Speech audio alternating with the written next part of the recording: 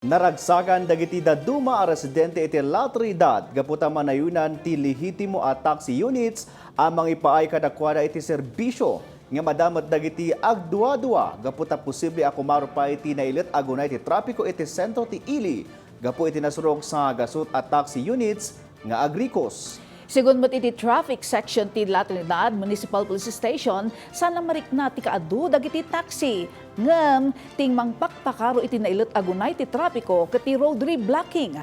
Kanayunan a reaksyon dagiti umili kinalap ni Christine Bornolia sa Baway. Inton Marso ita atawan, manamna mga goperate dagiti baro a taxi nga adaan iti ruta iti La Trinidad, Benguet ken Region 1, malaksid iti Baguio City. Tinasawa units kat sa nga gasot ngam 30 laang ti umunaan na irwar nga agrikos inton Marso. Sabali daytoy a units iti agmaris iti gray a taxi nga adaan met lang iti 80 a units nga imunana na agrikos iti La Trinidad. Nasurok iti 40 a units ti agrikrikos iti agdama. Sigon kadagiti taxi operators ken ti Land Transportation Office, makatulong dagiti nasawa units ti taxi tapno inot a mapukaw dagiti FX taxi a kolorum nga agop operate iti La Trinidad. Anyamot nga tati komento wenno reaksyon dagiti umili iti kaadda dagiti baro a taxi.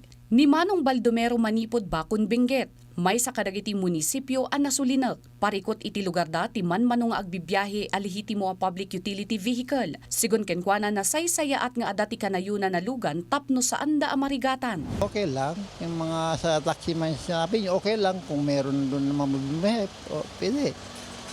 Lalo kung araw-araw yun, bumabiyahe maganda. Dahil ang biyahe lang doon sa amin back and forth lang, pupunta ngayon, bukas babalik.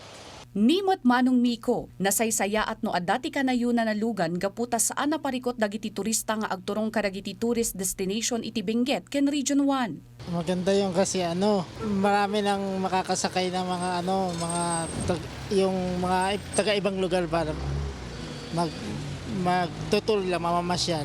Marami kasi dito sa puro mga tourist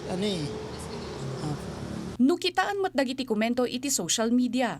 Netizens tinangipeksa iti kanayuna na parikot iti nailat agunay ti trapiko nang runa iti sentro ti La Trinidad. Sigon iti La Trinidad Traffic Management Section, posible ang makaapektar iti gunay ti trapiko ti kanayuna na units ti taxi nang runa ta saan pailangan alpas tinabayaga konstruksyon ti kalsada iti Halsima Highway iti KM6 agingga KM5. So far, hindi po naman naramdaman yung karami nila.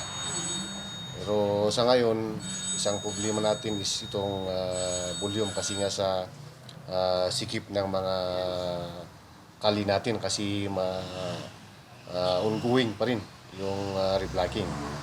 Mamati ti opisina anu maurnos ken malpas ti reblocking ti kalsada. Agbalinan anaannayas ti gunay ti trapiko. Inyunay-unay mo't lang iti LTFRB kadagiti umili ang makaipaay iti kanayunan ken napartak at transportasyon dagiti taxi nang runa kadagiti agturturong iti Region 1. Christine Bornolia sa Baway para iti Pambansang TV iti Baro a Pilipinas.